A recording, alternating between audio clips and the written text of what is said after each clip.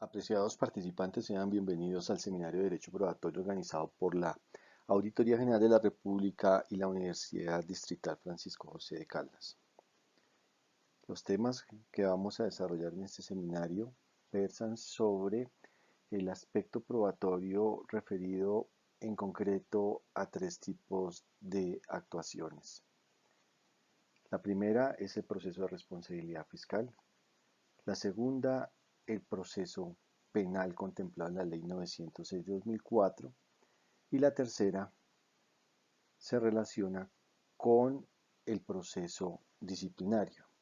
En el día de hoy vamos a iniciar con lo que es el desarrollo probatorio en el proceso de responsabilidad fiscal.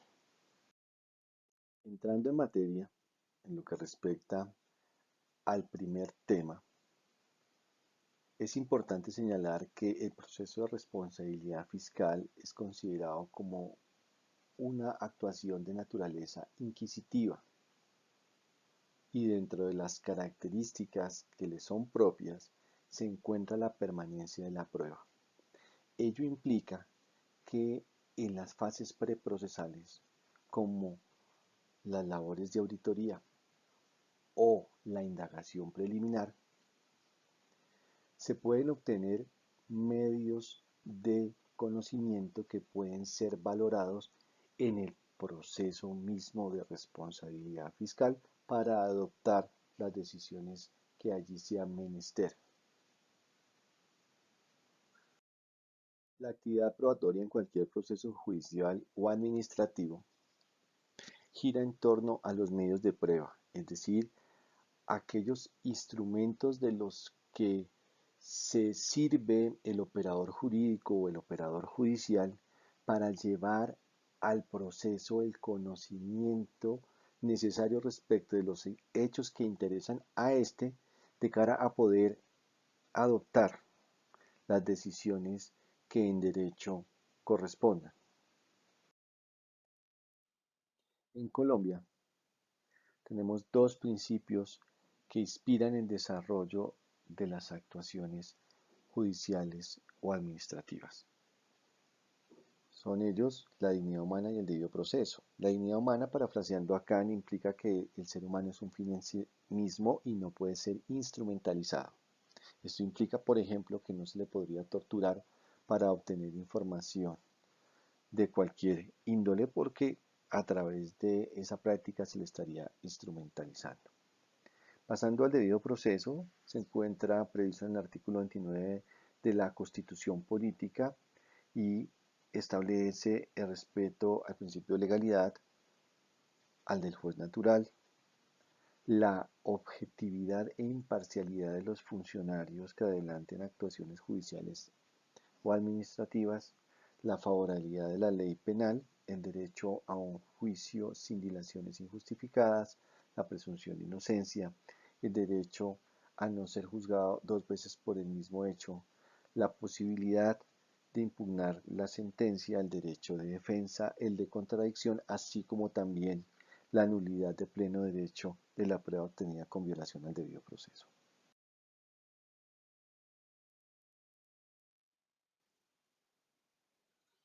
Como viene de verse, el debido proceso probatorio hace parte del debido proceso. No se trata de figuras diversas o excluyentes entre sí.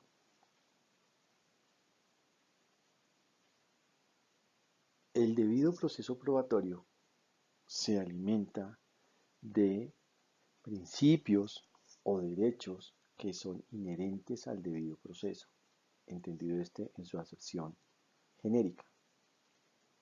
Es así que en virtud del principio de legalidad, los medios de prueba que se practiquen en desarrollo de un proceso de responsabilidad fiscal deben encontrarse regulados en un cuerpo normativo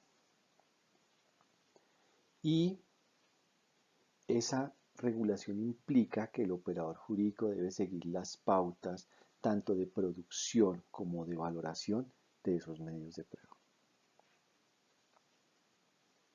Sin embargo, ese principio de legalidad no es absoluto. Existe otro principio que es el de libertad probatoria, en virtud del cual tanto el daño patrimonial al Estado y la responsabilidad del investigado podrán demostrarse con cualquiera de los medios de prueba legalmente reconocidos, como lo dispone el artículo 25 de la Ley 610 de 2000. ¿Y cómo aplicaría ese principio de libertad probatoria en una actuación judicial o administrativa? Piénsese en que se debe recurrir a un medio de prueba que no esté regulado en la norma, pero que, a pesar de ello, revista tal importancia que pueda servir inclusive de prueba reina dentro de un proceso determinado. Admitamos, en gracia de discusión, y para ilustrar el tema con un ejemplo, que existe un procedimiento en virtud del cual una máquina nos puede decir si el testigo está mintiendo o está diciendo la verdad.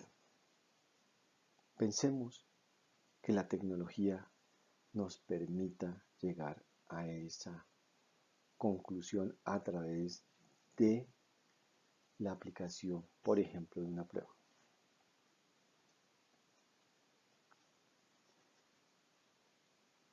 En virtud de la libertad probatoria, se podría recurrir a la utilización de esa máquina milagrosa, a pesar de que ese medio de prueba como tal no esté designado de manera específica dentro de las normas que regulan la actividad probatoria al interior de un proceso de esa naturaleza. ¿Cuál sería la única talanquera en lo que respecta al principio de libertad probatoria? Sería el irrespeto a los derechos y garantías fundamentales de las personas. Si ese medio de prueba innominado que se nos puede presentar en algún momento del proceso es lesivo, resulta atentatorio contra la dignidad humana o el debido proceso, no se podría, no se debería practicar al interior de esa actuación, ya sea de carácter judicial o administrativo.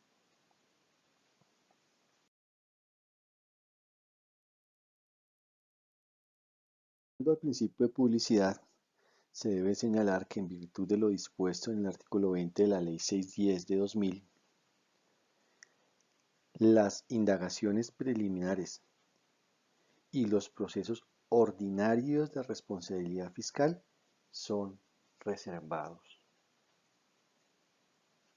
Por tanto, no pueden ser conocidos salvo que se trate de los sujetos procesales o de autoridades competentes que soliciten información de lo que acontece al interior de dichas actuaciones. El artículo 20 antes mencionado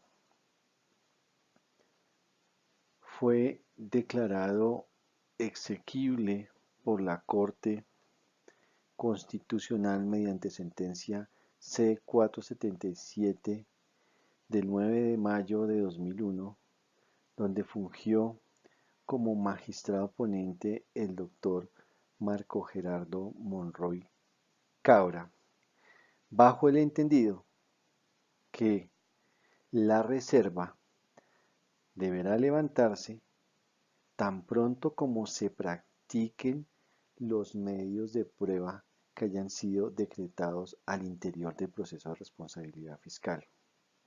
Y en todo caso, una vez expire el término general fijado por la ley para su práctica. En esa misma providencia fueron declarados inexequibles dos apartes del inciso primero del artículo 20 de la Ley 610 de 2000. Una expresión hasta su culminación, refiriéndose hasta la finalización del proceso, y otra hasta no terminarse el proceso de responsabilidad fiscal. Es decir, que si el proceso de responsabilidad finaliza, la reserva que sobre él pesa debe terminar. En lo que toca al proceso verbal de responsabilidad fiscal, su naturaleza es eminentemente pública, tanto así que se desarrolla en varias audiencias públicas, valga la redundancia, de suerte que cualquier persona puede conocer el desarrollo probatorio de este tipo de actuación, como también las decisiones que a lo largo de su desarrollo se puedan adoptar.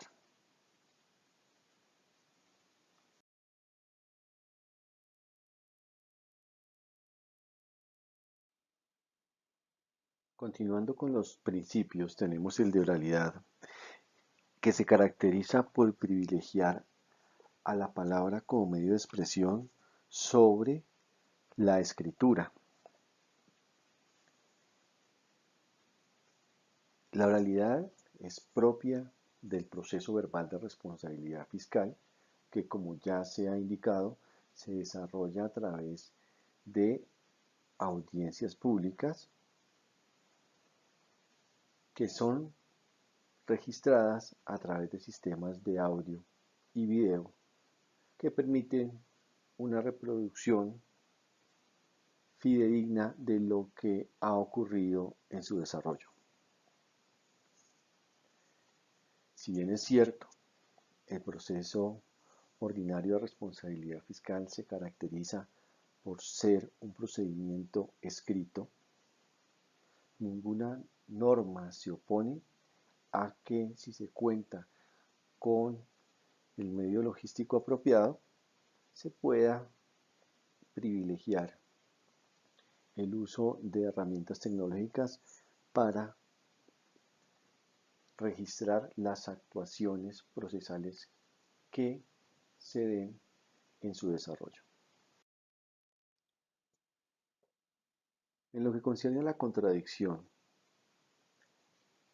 este principio le otorga la facultad al presunto responsable fiscal o a otros intervinientes dentro del proceso de responsabilidad fiscal para ejercer la defensa efectiva de sus intereses y, en lo que atañe a las pruebas, a solicitar su práctica, a intervenir en su producción cuando esto sea procedente, a controvertirlas y a que se escuchen sus planteamientos respecto de la forma en que deben ser valoradas por el operador jurídico.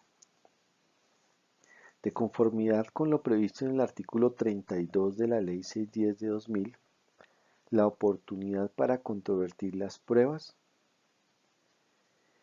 inicia a partir de la exposición espontánea en la indagación preliminar o a partir de la notificación del auto de apertura de proceso de responsabilidad fiscal o una decisión equivalente, agregaría el suscrito.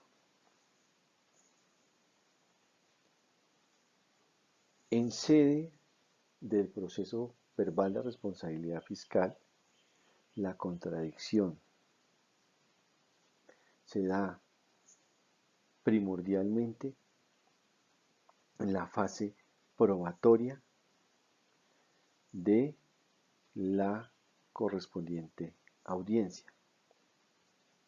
Allí Se pueden optar por diversas posturas procesales, entre ellas contrainterrogar testigos, objetar preguntas u objetar respuestas. Todas estas situaciones son inherentes al derecho de contradicción que le asiste a quienes intervienen dentro de este tipo de actuaciones.